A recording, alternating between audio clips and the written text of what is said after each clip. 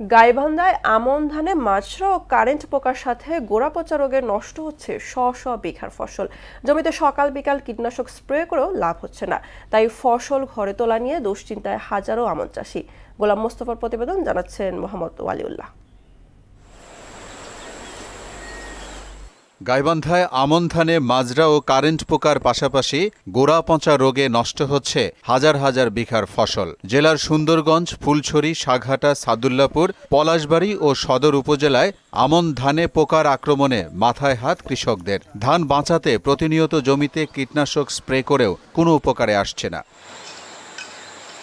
পোকার এমন আক্রমণ থেকে পরিত্রাণ না পেলে ফসল ঘরে তোলা নিয়ে দুশ্চিন্তায় কৃষকরা। তাদের অভিযোগ, কৃষি বিভাগ থেকেও কোনো পরামর্শ দেয়া হচ্ছে না। পচনা পোকা আর কারেন্ট পোকা ধরছে, এখন আমরা মাঠে মারা। কারেন্ট পোকা ধরছে, মাজরা পোকা, শিষ্ট মনে ওরা কাটি ফেলাচ্ছে।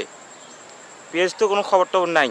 পচনা, তারপর হল দিয়ে মাজরা পোকা এবং কারেন্ট পোকার কারণে দেখা যাচ্ছে যে 5-6 মিনিট বেশি হবে না। ফসল উৎপাদন করিয়ে কৃষিকে তো মরি যাই, একবারে তো ফসল যদি লাভবান না হতে পারি তা আমরা কি করতে পারবো? এখানে 2বার স্প্রে করলাম, তাতে তো খুব একটা ভালো রেজাল্ট পাওয়া যাচ্ছে না।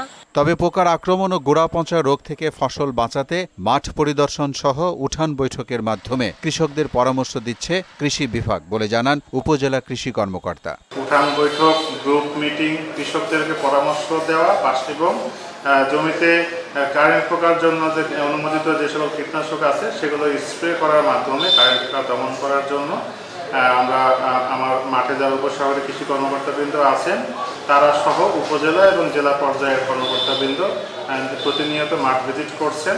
এবার গাইবান্ধায় 1,22,000 হেক্টর জমিতে আমন চাষের লক্ষ্যমাত্রা নির্ধারণ করা হয়েছে।